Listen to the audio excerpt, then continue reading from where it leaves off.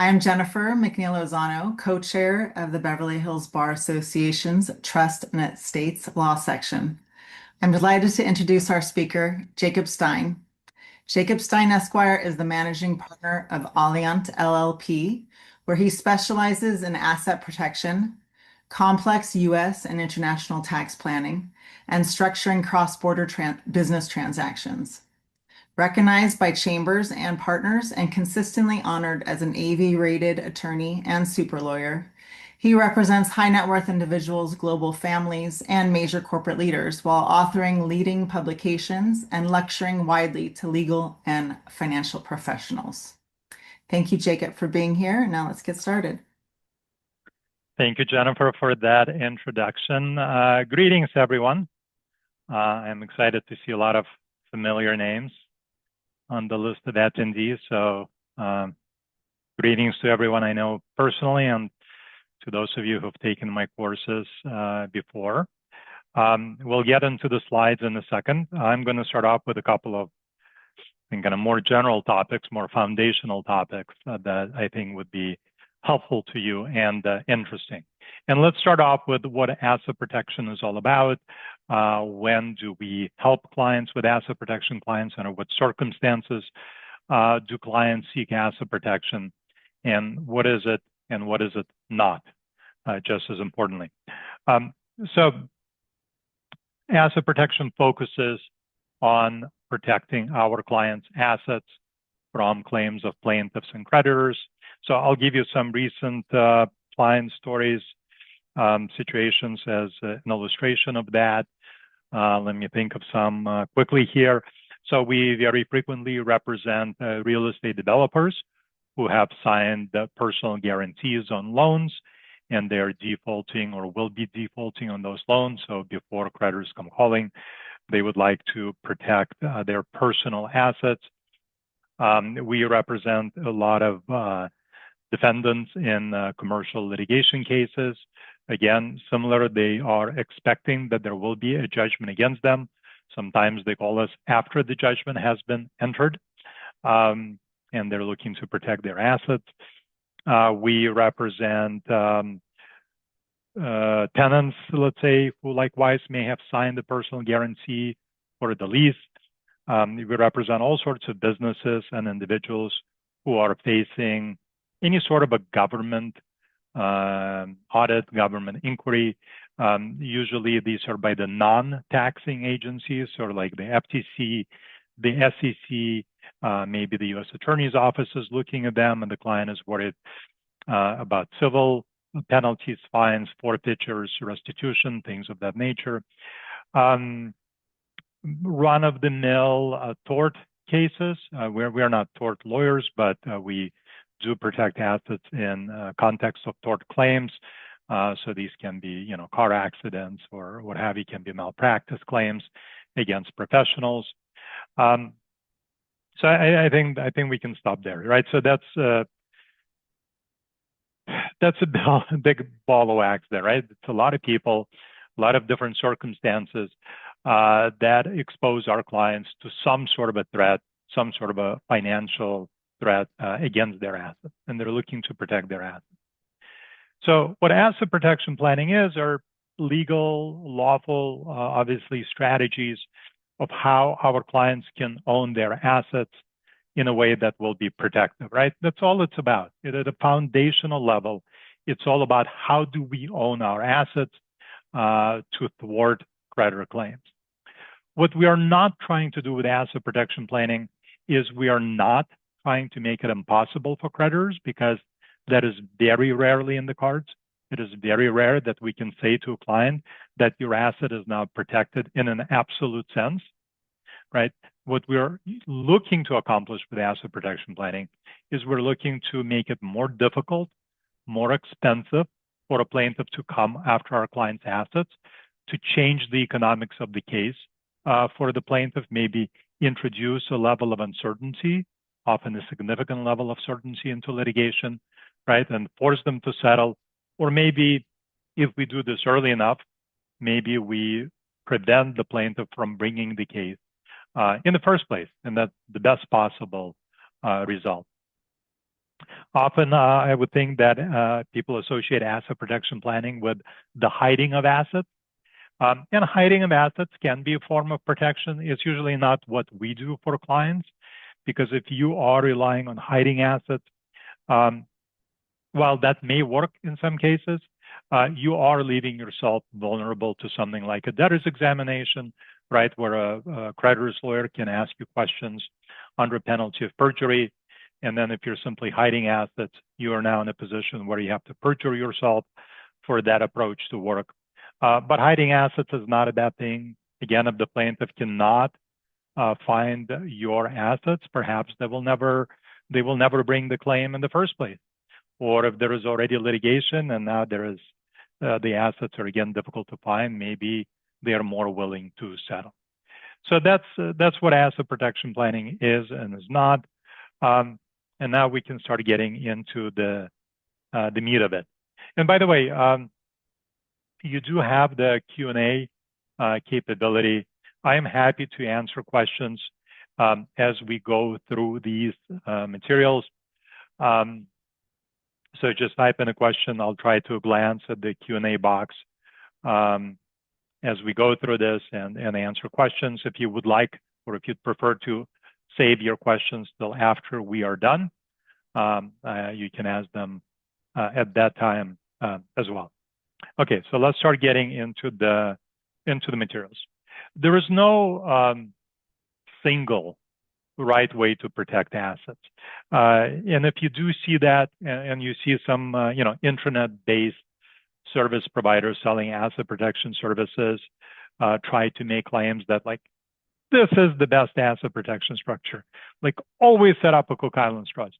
If you see something like that, you should run. There is no one best way to protect assets. What I usually tell my clients is that it is always a trade-off. We are trading off the level of protection on the one hand versus cost and complexity of accomplishing the protection on the other hand, right? So there are probably a couple dozen different structures that are used in asset protection planning. Some are used on a very frequent basis, and they're sort of the cornerstone foundational structures of asset protection planning. We'll talk about a couple of them at this presentation. There are a lot of more esoteric structures that are not used as often, right? But there are, I would say, a couple dozen different structures that we use from time to time. None of them are right, none of them are wrong, right? We kind of have to pick and choose what makes the most sense for the client. And the client has to pick and choose what makes the most sense to them. What is the trade-off between the level of protection that either they need or they feel they need, right, versus the cost and the complexity of setting it up. So in our practice, we go through this 4-factor analysis to help us narrow down the choices we are looking at for a particular client, the choices of structures. So we, first of all, look at our client, how risk-averse is our client. For example, is the client a real estate developer and he is a risk taker by nature, right? Then maybe he doesn't want to push or doesn't need to push for such aggressive structures. Or maybe the client is a doctor and he is risk averse by nature, and then he wants to do everything possible to protect his assets as well as can be protected. We look at the timing of when the asset protection planning is taking place. Timing in our practice tends to be usually a bit iffy, meaning that about, I would say 95% of clients come to us after something bad has happened to them, meaning there is now an existing cause of action against them, right? They ran over a pedestrian. They defaulted on a bank loan. They're about to default on a bank loan. They were just named in a lawsuit. They just got a letter from the U.S. Attorney's office. Like something bad has already happened to at least put them on notice, right? Maybe the claim has not yet been filed, but they are already on notice that there is some foreseeability, there's some probability that a claim will be filed against them. So they are acting after the fact in the context of a fraudulent transfer analysis. We'll talk about that in a second. So timing, it is what it is. We can go back in time usually. So if clients come to us and say, hey, I was sued yesterday, right? Those are the circumstances that we are working with. And certainly when we are protecting assets on this last minute, very reactive basis, we need to do a lot more. We need to set up much more robust, more aggressive structures to have the same likelihood of the structures working than when we plan ahead of time before something bad has happened. When we can do something really simple and it still will be highly effective. I'm not addressing, by the way, everything you see on the slides because we just do not have time in a 1-hour presentation to go through everything in detail. These slides are actually for a full day presentation, for like 6-hour presentation.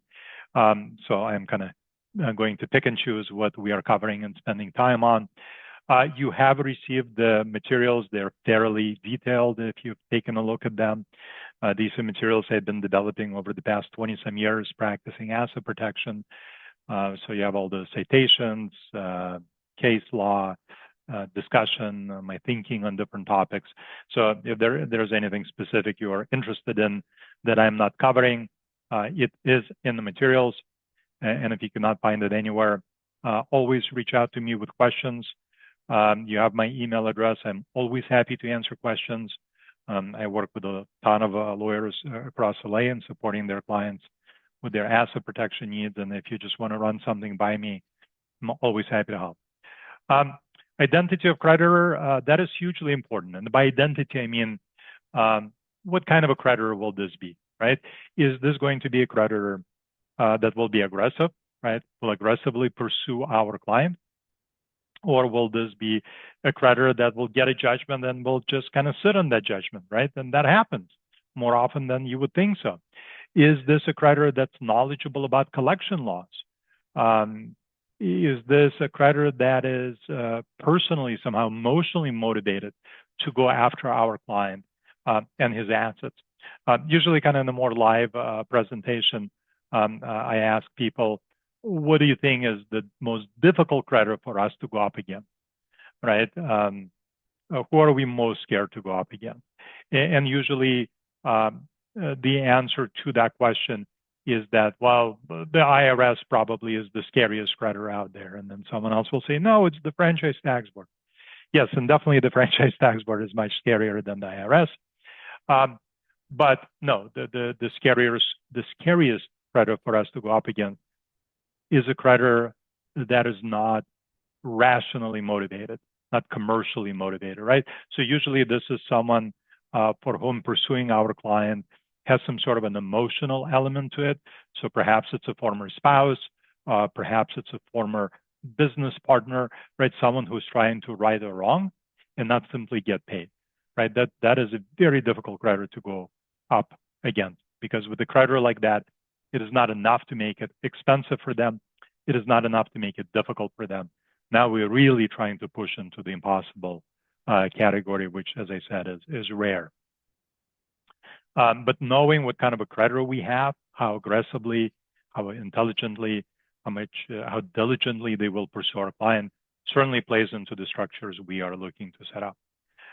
Finally, the final factor in considering the right structure, what are the specific types of assets that we are protecting, that we need to protect? Are we protecting someone's primary residence, right?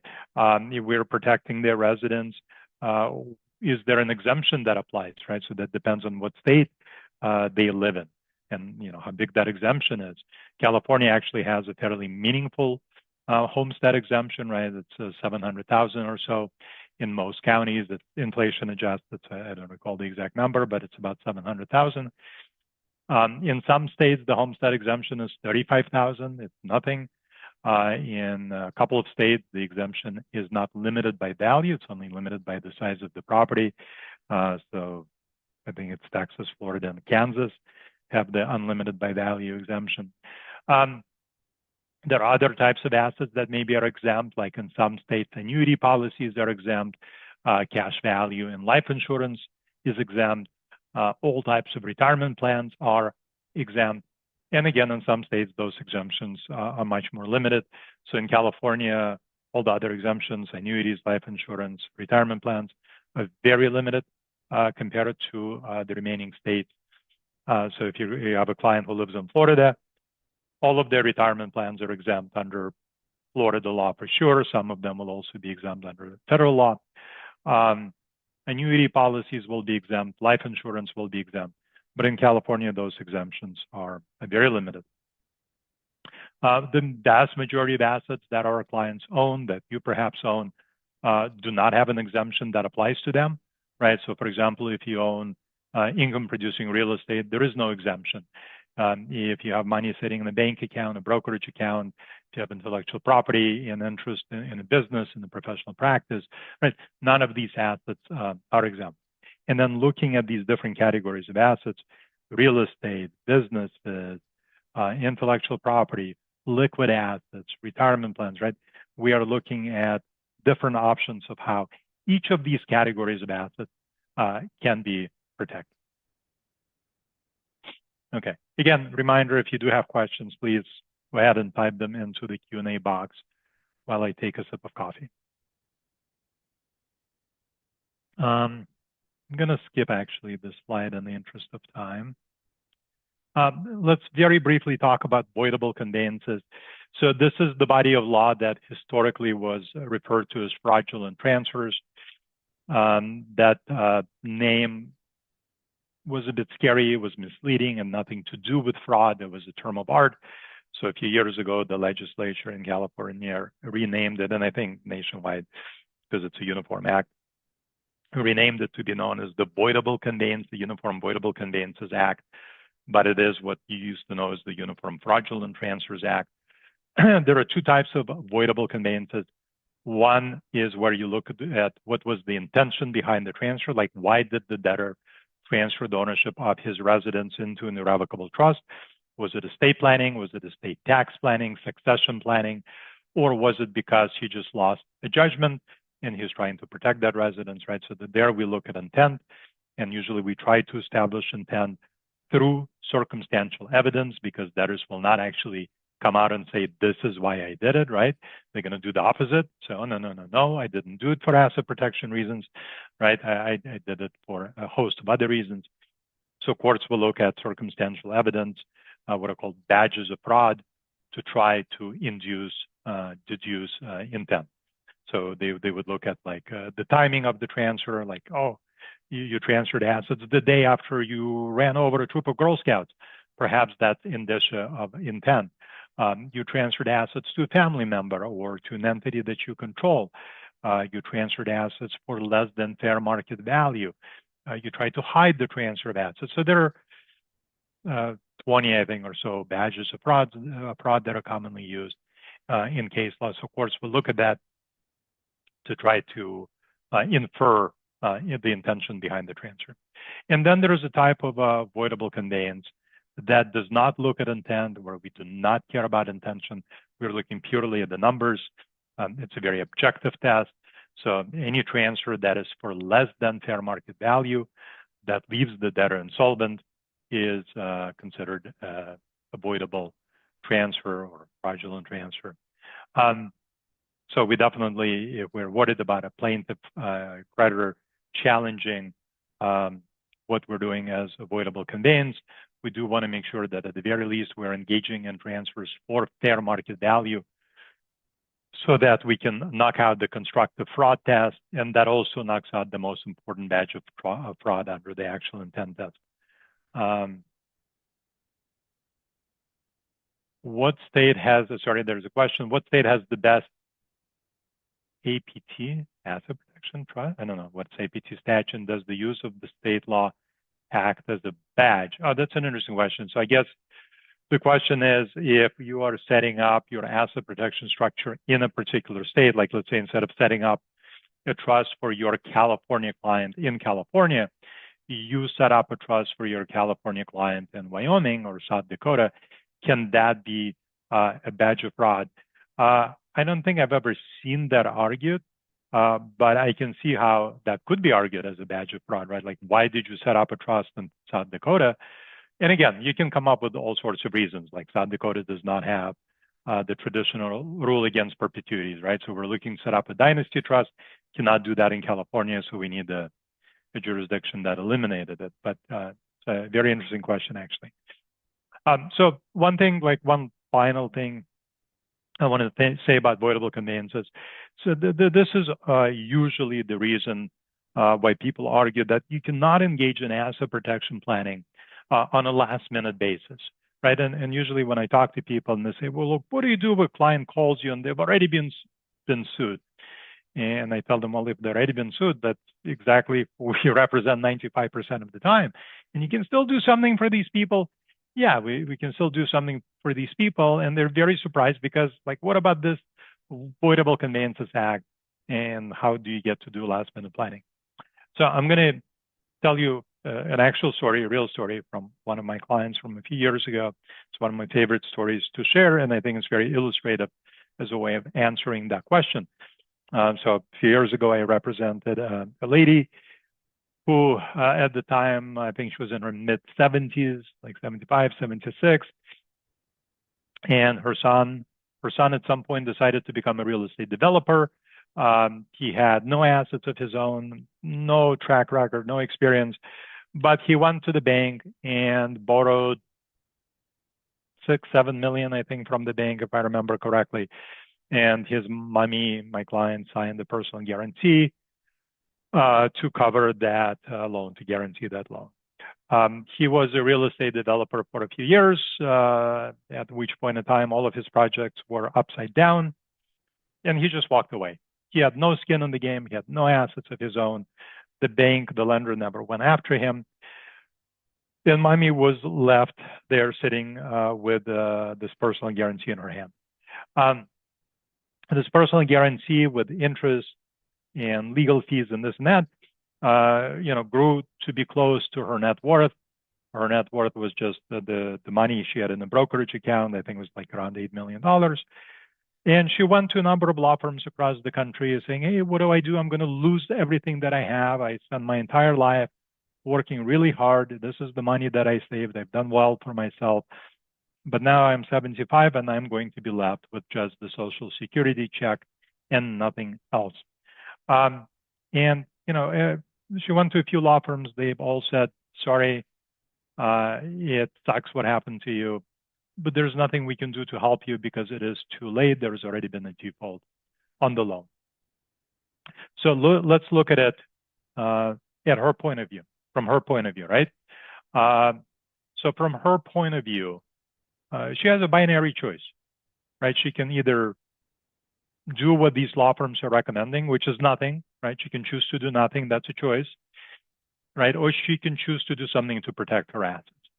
And if she chooses to do something to protect her assets, maybe the bank is going to challenge that as avoidable conveyance because it's not something that creditors challenge in 100% of cases, right? As a matter of fact, in my practice, and we've represented a couple thousand clients, I want to say, over the past 20-some years practicing asset protection, I've seen creditors bring fraudulent transfer, avoidable conveyance challenges less than 10 times.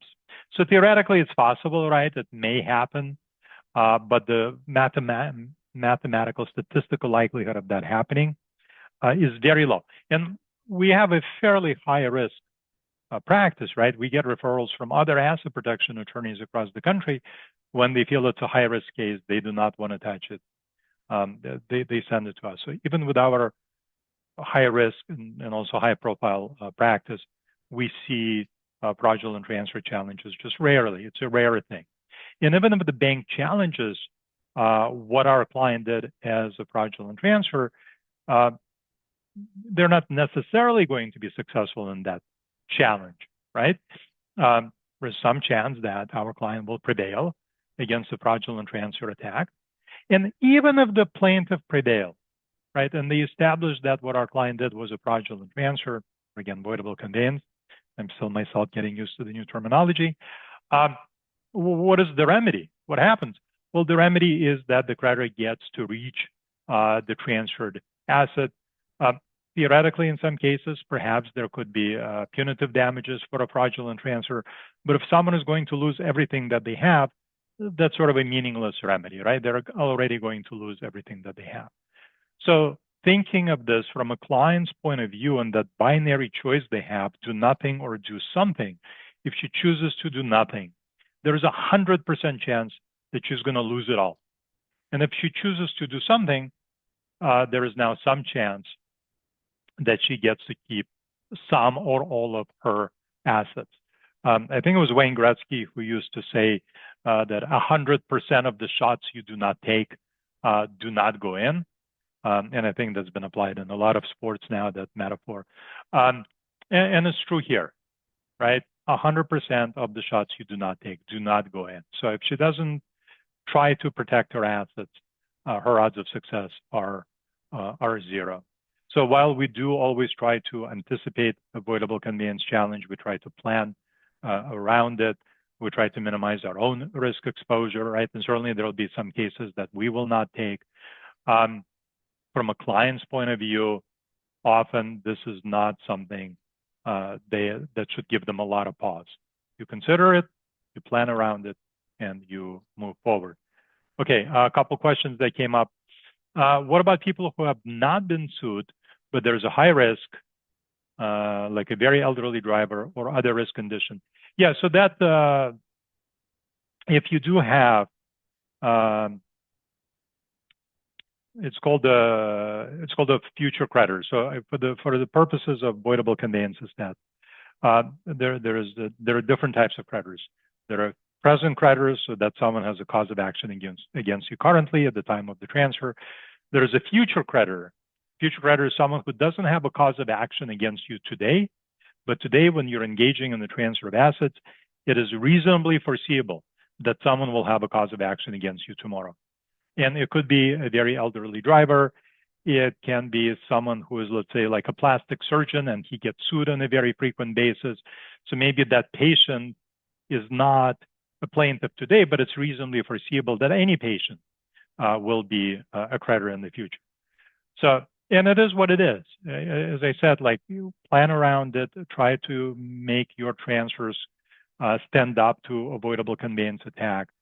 But, you know, the facts are what they are. And we do not allow that to stop us from planning and protecting. Okay, next question. If a defense lawyer takes a deed of trust and the UCC won on everything to cover defense fees and costs, is the lawyer then a target too? The answer is no, because that's a fair market value transaction. It's arm's length.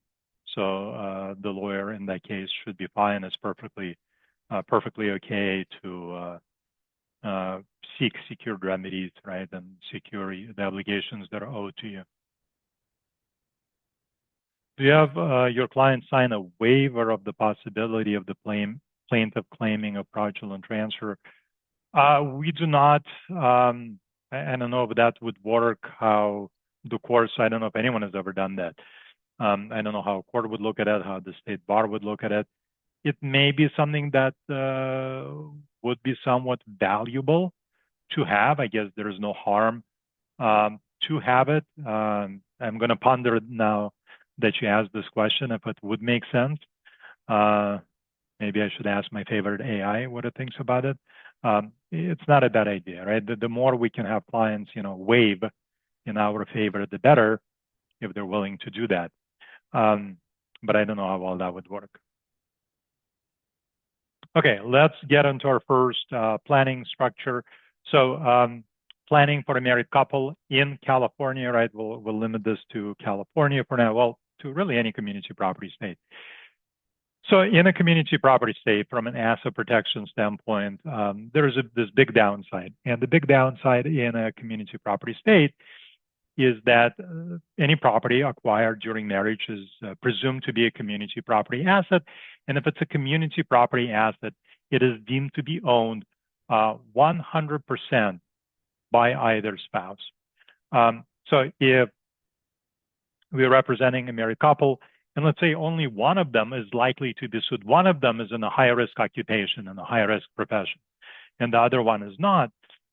So even if only one of them will be sued, all of the community property assets are exposed to that lawsuit, right? Because that one spouse is deemed to own all of the community property assets.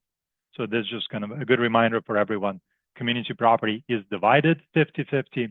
it is owned 100-100, right? It's a coextensive, sort of overlapping ownership interest. And because a creditor by default can go after any asset that you own, because you own all of the community property assets, it's all reachable. So in in a community property state like California, one of the first structures we will discuss with the client is a transmutation agreement.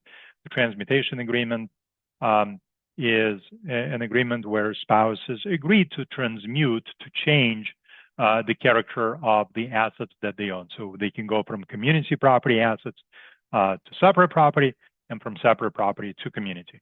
So in an asset protection context, we're going to take their community property assets, they co-own the assets, and we're going to split them up into two separate bundles, sort of his and her separate property. We want the split of the assets to be equal by value for a few reasons that I'm not going to get into just for lack of time. And then we're going to cherry pick what assets go to which spouse. So if, for example, we are worried that, let's say the husband is the one in the high risk occupation, he is still going to get half of the assets by value, but we are going to give to the husband either those assets that are easier to protect. So for example, he's going to get liquid assets as opposed to real estate. Real estate is very difficult to protect. Liquid assets are much easier to protect. Or we will give to the husband those assets that are not so desirable to a creditor, maybe assets that are exempt from creditor claims under state law, like interest in certain types of retirement plan, right?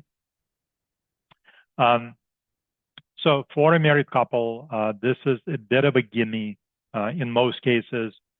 We do need to remind our clients that once they enter into this agreement, it is binding for all purposes. If tomorrow they, file for divorce, the assets already have been split. But from an asset protection standpoint, half of the assets at least is moved to the other spouse, and perhaps more so because we are cherry picking who is going to get what type of an asset. So this is something we do quite frequently, transmutation agreement. Legal entities are fairly frequently used to protect assets. Legal entities are not going to get us a super high level of protection, but it's infinitely better than just holding ownership of assets just in your name. So for example, let's say that my client owns an apartment building in his name. My client is driving down the street and he runs over a troop of Girl Scouts. There are Thin Mint cookies all over the place. He gets hit with a huge lawsuit. There's now a judgment entered against my client individually. He owns the real estate individually. The plaintiff can go after that real estate, right, foreclose on it and take it from my client. But if my client takes that same real estate, transfers the ownership of that real estate into a limited liability company, he no longer owns the real estate. He now owns a membership interest in an LLC, and a membership interest in an LLC is not subject to attachment by the creditor. There are a lot of nuances here, distinctions between single member LLC versus multi-member LLC, the plaintiff's ability to, and the appetite to pierce the corporate veil of an LLC. But generally speaking, holding ownership of assets through an entity like a limited liability company, even a limited partnership, maybe even sometimes a general partnership, is preferable to holding ownership of assets directly, because when you own assets through these partnership type entities, your interest in the entity is not subject to attachment. Sorry, another question came in. Does the spouse approach, I presume the transmutation agreement, hurt estate planning tax-wise? Assume a large estate. So perhaps, yeah. So if it's a large estate and we want to make sure that all of the assets receive a basis step up when one spouse passes, well, if they no longer have community property, then the spouse who was the first to die no longer owns all of the assets. So only the decedent's assets get the basis step up, and the survivor's separate property will not get a basis step up. So what we'll do from that standpoint with transmutation agreements is we will transmute assets when there is a creditor threat, and once our clients feel that that's sort of in the past, and they will never get sued again, which is what everyone believes, right? Once they do away with that initial lawsuit, we can transmute back to community property and regain the full basis step up. Okay, good question. So using LLCs to protect assets, it's low-hanging fruit. It's easy to do. It's inexpensive, minimal tax consequences. And we do get some level of asset protection, but it is not as high as some other options that are coming up, which would be planning using a trust. And I want to specifically kind of maybe rush a little bit. I hope I'm not rushing too much and you guys can follow along, because I wanted to leave a lot of time to talk about trusts. First of all, you are, from what I understand, primarily trust lawyers, since this is an estate planning group. And I'm sure you deal a lot with trusts. So for you, perhaps this may be of greater interest than some of the other structures. So we use trusts a lot in asset protection planning. I would say that trusts are really kind of the cornerstone of most asset protection planning. So what kind of a trust? Well, I'm not going to bore you guys with what a trust is. That's perhaps more appropriate for other audiences, and you guys understand what it is. So let's talk about what is a good asset protection trust. So first of all, we want a trust that is irrevocable. If we're dealing with a trust that is irrevocable, traditionally, historically, that kind of a trust has no asset protection. That has changed recently. I will talk about it in a second. We actually fairly recently figured out a way how to have an asset protection trust that is revocable, and I think it's fairly revolutionary and maybe interesting to you. But traditionally, historically, all asset protection trusts have been irrevocable, and certainly at the time of the creditor sort of going after the assets, it should always be irrevocable. So irrevocable, let me kind of spend a couple of minutes on this, because different people have different understanding what irrevocable means. I think most of us, even if you are, let's say, an experienced estate planner, just because you are so used to seeing it a certain way, you think of an irrevocable trust that is, let's say, globally irrevocable, right? And it's globally irrevocable, meaning that what makes a trust irrevocable is a sentence in the trust agreement that says this trust is irrevocable. And often it is followed by other clauses like, and it cannot be amended, and it cannot be terminated. From an asset protection standpoint, we just need the trust to be deemed irrevocable under state law. For a trust to be deemed irrevocable under state law, only one narrow fact has to be true, which is the settlor of the trust cannot have the power to revoke the transfer of the assets to the trust, right? The settlor of the trust cannot have the power to get his assets back. So it has nothing to do with the ability to terminate the trust. It has nothing to do with the ability to amend the trust, and it has nothing to do with the general ability to revoke a trust. The distinction is, if you haven't noticed, the distinction is that the state law for the trust to be deemed irrevocable requires that the settlor cannot have the power to get his assets back, which is not the same as saying that this power cannot exist. The settlor cannot have this power. So the way we draft our irrevocable trust is kind of much more narrowly, and instead of saying, no, you know, this trust is irrevocable, which means no one can revoke it, like even Donald Trump cannot revoke it, right? We will be much more narrow, and we will say the settlor of the trust does not have the power to revoke it, because if that is what we say, it leaves us room to appoint someone to hold the power to revoke the trust. Okay, a couple questions. Let me pause to answer them. If client has various rental properties in a revocable trust, is it better to transfer them to an LLC to protect them from potential litigation? And the answer is yes. Usually income-producing real estate, we like to hold it in an LLC, because this way it's easy for the client to retain access to the cash flow. And then the LLC itself should go into the living trust. Next question, how much control do I have if I use in a revocable trust and I still sell assets? I'll get to that in 1 second. Give me a second to get there. Okay, so first thing is this, again, notion that irrevocable does not need to necessarily be this traditional language for making a trust irrevocable. I do strongly encourage all of you who draft trust to look into this distinction because I think it is quite valuable. So what we do with our irrevocable trust, again, we narrow this sentence to say the settlor has not retained the power to revoke, and then we will appoint the trust protector for the trust, and the trust protector will hold all sorts of powers over the trust. The power to revoke it, meaning return the assets to the settlor, the power to terminate the trust, right, meaning accelerate distribution to the beneficiaries, power to amend the trust in a wholesale fashion, power to change the trustee of the trust, perhaps power to change the beneficiaries of the trust, power to change the governing law of the trust, and maybe a couple other powers. And we can give the trust protector one or two of these powers. We can give the trust protector all of these powers.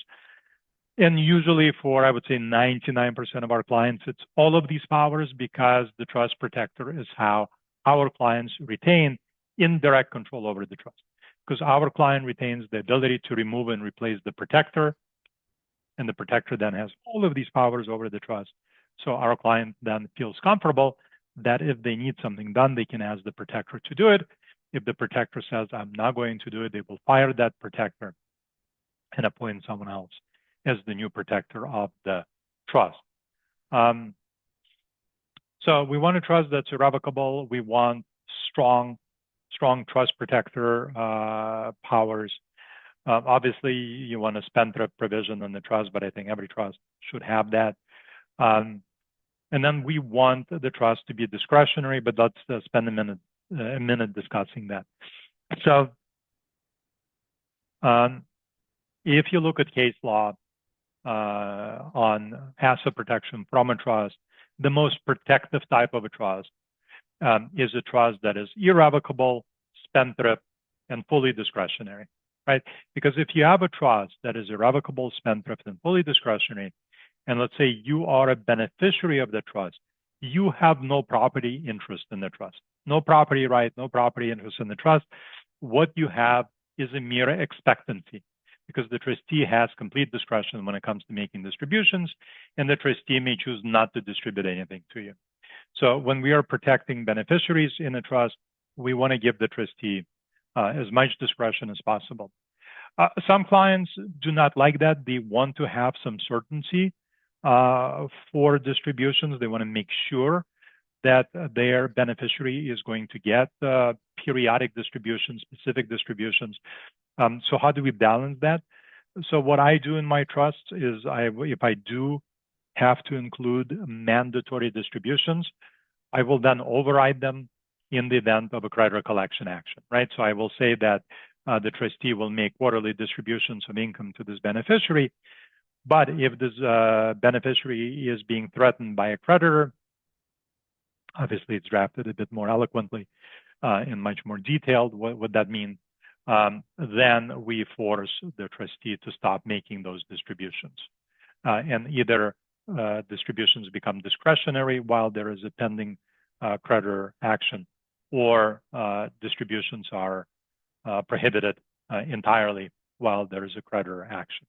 And then once that goes away, then mandatory distributions can resume. So I said, let's come back to that in a second. Okay, I said that historically, every single asset protection trust has always been an irrevocable trust, and that is because under state law, like in California in the probate code, there is a provision that states that creditors are allowed to go after assets that are titled in a trust that is irrevocable.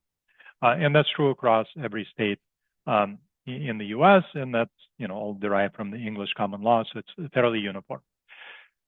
So for the past 25 years, right, of practicing asset protection, we would always set up an irrevocable trust for a client if we are using a trust. And by the way, what kind of irrevocable trust does not matter at all, so long as it meets these three requirements. I don't care if it's an IDGIT, or if it's a GRAD, or it has some fancy marketing name attached to it, you know, the bridge trust, the fortress trust, the whatever trust, so long as it's irrevocable, spendthrift, and discretionary, it's a good asset protection trust. Names are irrelevant. A few months ago, 6 months ago, I think, we realized that we actually can use a trust that is irrevocable for asset protection. For me personally, it was a fairly revolutionary realization because sort of upended decades of how I was practicing asset protection law. So we've developed what is known as the Intelligent Wealth Trust, and I'm sure some of you have already seen it out there. So the Intelligent Wealth Trust, sort of the key term is intelligent. It is intelligent because it's a trust that automatically adapts to your circumstances and becomes the type of trust you need it to be. So we start off with a living trust, meaning a trust that's revocable, like your standard living trust. And then the trust provides that, okay, the trust is revocable. Fine, operates like any revocable trust would. But if there is a creditor threat against the settlor of the trust, then this trust either automatically or on an action by the trust protector converts into an irrevocable trust.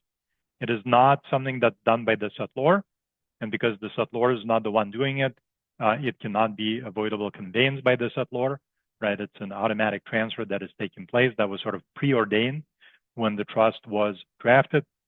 So the trust converts from revocable to irrevocable. And then, so that's phase two. And then there is even phase three, losing the ability to speak.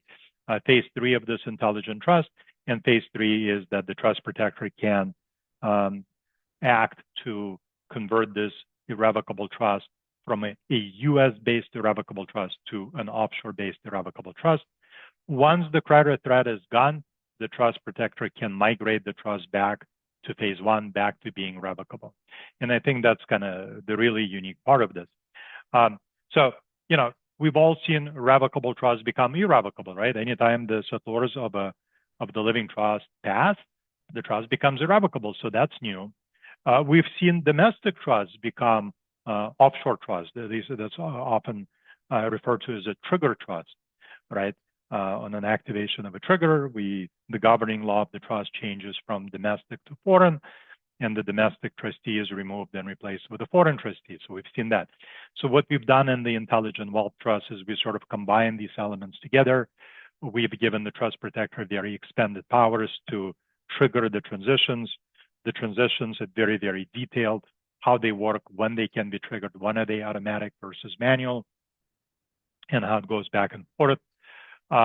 We usually draft these trusts to be completely ignored for tax purposes, meaning that this is an incomplete transfer for gift and estate tax purposes, usually by having the settlor retain veto power, and obviously grantor for income tax purposes.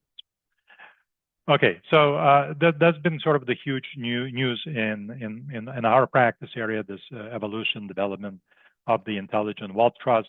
And it really comes from the fact that so many clients, like what originated this, are you guys, estate planning lawyers, because so many clients over the years would come to us and we would have a conversation with them about how we should transfer their assets to an irrevocable trust. And we would say, you know, this is the kind of trust that protects you. And they would say, oh, thank God, I already have a trust. And we'd say, no, you have a trust that's revocable. It doesn't protect you. And their response usually is, well, why did my estate planning lawyer set up a trust that's revocable as opposed to setting up a trust that's irrevocable? The irrevocable trust also avoids probate, and you can do the same estate tax planning with an irrevocable trust. And it also would have protected my assets from claims of creditors. Why did they not do this? And we got in this whole discussion of like, you know, this is what estate planning lawyers do. It's the inertia of their practice. This is what they've been trained to do. Perhaps they're not always comfortable with creating irrevocable trusts. You didn't ask them about asset protection, right? So don't blame them on this for this. And it led us to think like, well, okay, if the client is setting up a trust that's revocable, there is no threat of litigation today.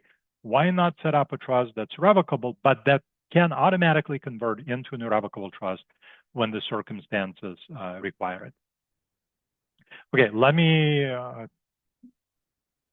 answer questions because there are a lot of questions that came in. When creating an LLC for an income-producing property, do you make the revocable trust the member of the LLC? Yes, you always want to make sure everything is in some form of a trust. So either the revocable trust can be the member of the LLC, or if you want a higher level of protection, an irrevocable trust can own all or a piece of the LLC. Do you as an advisor ever become the protector? Do any lawyers do this? Yeah, I don't act as a protector, but I do know some lawyers who do. I know some accountants who do. They're professional trust protectors. But most clients will use a friend or a family member as the protector of the trust. Joe and Jane are dating, okay? They buy a house as tenants in common, then they get married. Does Jane's interest in the house remain separate property? The answer is yes. What happens to the California property taxes for real property in the irrevocable trust if the trust is revoked, first in California, and the real property returned to the settlor? So for property tax purposes, if the trust is irrevocable, then we have to look at who is the beneficiary of the trust, who is the settlor of the trust.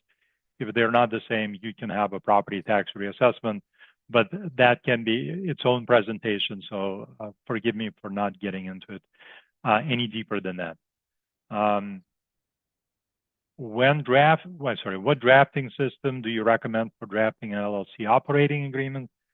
I don't know. I have spent 20 years developing my operating agreement, so I don't use any,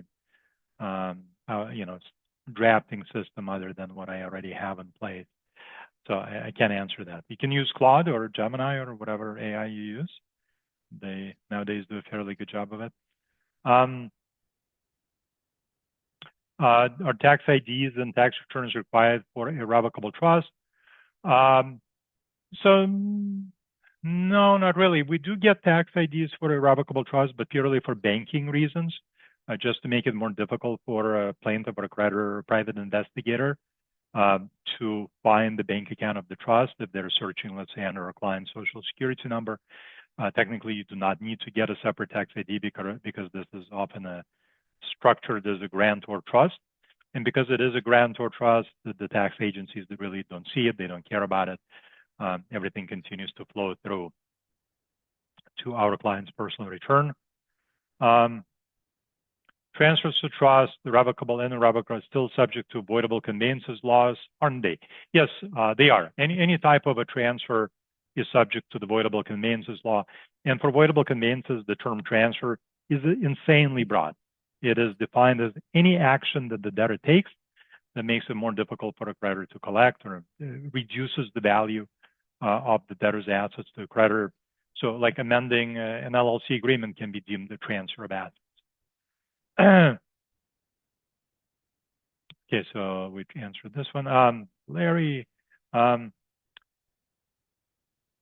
okay, Larry May has a question on downloading materials, so that's not for me, that's for the Beverly Hills Bar Association. Okay. In the time we have left, which is limited, time just flies so quickly when you guys ask good questions, which I appreciate. Thank you. Let's talk a little bit about offshore structures. So we can set up a trust in the United States, right? We can set it up in California, which is where we set up most of our irrevocable trusts because most of our clients are in California and they have California assets. And setting up a trust in South Dakota, let's say, is not going to, from a creditor standpoint, does not add a lot of extra value because creditors, third-party creditors, are not bound by the choice of law we designate in the trust agreement. But with a foreign trust, it's a little different, right? With a foreign trust, the ownership of the asset is now outside the United States, and then eventually the asset can be moved outside the United States. And that's really what offshore planning is all about. Offshore planning is about making sure that a U.S. judge has no jurisdiction over the owner of the assets and over the asset itself. So we do not use offshore structures for illiquid assets. For example, I would not use an offshore structure for real estate because it doesn't matter what you do with the real estate. Local judge will always have jurisdiction over it. And if he decides he wants to ignore what you've done, he can do so, right? He can just sign a judicial deed and transfer the real estate to the plaintiff. If the trustee of the trust is in the United States, if the protector of the trust in the United States, again, you haven't done much because the U.S. court will have jurisdiction over those persons, can force them to take an action that's beneficial to a creditor. So we want everything to be truly offshore. And this is really probably one of those few structures where we can tell a client, your asset is really pretty much as unreachable as it gets. Short of going to Home Depot to get a shovel and then burying assets in the Mojave Desert, right, which could be very effective, moving assets offshore is probably the only way we have that pretty much makes assets unreachable. Because once, again, the asset itself physically is outside the United States and in the hands of a foreign trustee, foreign trust, foreign LLC, foreign asset management foundation, it is pretty much unreachable by a U.S. creditor. In the 25 years I've been doing this, I think I have seen creditors go after offshore structures like 3 times, maybe 3-4 times, all involving either, I think one case with the FTC, one with the SEC, and 2 U.S. attorneys' actions. It is just extremely rare to see plaintiffs, creditors pursue assets overseas. So for clients who want that really high level of protection, first of all, they need to convert their wealth into liquid form, and then we move this liquid form overseas. Or it needs to be the kind of asset that can be moved overseas. So for example, recently we transferred a giant art collection, like physically transferred it to the Geneva Freeport. So again, the asset physically is outside of the jurisdiction of the U.S. judge. So we have questions on California property taxes and reassessment. I'm assuming that putting an income property currently held in an owner's individual name into an LLC is going to trigger Prop 13 reassessment. Usually no, not if the individual who owned the real estate continues to own the LLC. There is no reassessment. Okay. Let me do, let me do one more thing super quickly. I know we're running short on time, and then if you guys have more questions, I'm happy to stay on longer and answer questions. So retirement plans, and primarily because there's a lot of confusion on retirement plans. So there are some fairly robust protections, exemptions for retirement plans under federal law, under ERISA. So ERISA protects assets in an ERISA qualified retirement plan. So these are your 401k plans, defined benefit plans, profit sharing plans, and ERISA anti-alienation clause protection applies only if there is at least one non-owner employee with money in the plan. So if you have that, if you're a participant in a 401k plan and you're not the only participant, right, some employees are in the plan, then under federal law, there is an absolute bar on creditor claims against that plan, with the exception of spouses, but we're not going to get into that. And then if you have a plan that's not an ERISA qualified plan, which is an IRA, right? The IRA is sort of the most widespread plan out there. IRAs, and when I say IRA, I mean any type of an IRA, any type of a self-employed plan. So KEO, Roth, any solo 401k, like all of these self-employed type plans, ERISA does not apply. So now we look to state law. Now it depends on what state you're in. So again, most states, let's say New York, Florida, Texas, unlimited exemption for any type of retirement plan. Not so in California. In California, the courts will look to see whether you need the money in the plan to cover your retirement needs. So it's a subjective test that California courts use for retirement plans, and they will look at the age of the plan participant. They will look at other assets available to the plan participant to determine whether the assets in the plan are necessary for retirement needs. There's a lot of case law on this in California. This is a standard that historically has always been applied favorably as to creditors. So chances are, if you are listening to this presentation, your IRA is not exempt, right? Because you have good income, you have other assets.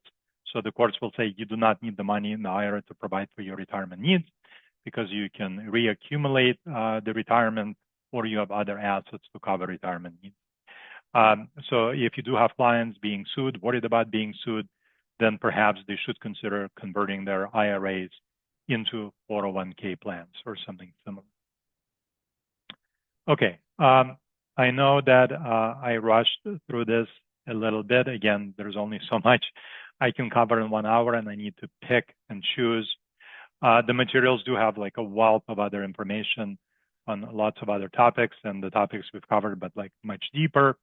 I'm happy to answer questions that you guys did not get a chance to ask, either right now, if you'd like to type them in, or if you would like to send me an email, there's my email address on the slide. You can just Google me. I get a lot of questions throughout the week from folks who've taken my courses over the years. Always happy to answer them. I really appreciate you guys listening to this presentation. I am Jacob Stein. I am a practicing asset protection attorney. And if I can help you or your clients, I will be happy to do so. See you next time. This concludes today's presentation. Thank you so much, Jacob, for your time and sharing your program today. And thank you so much to our audience. Have a great day, everybody.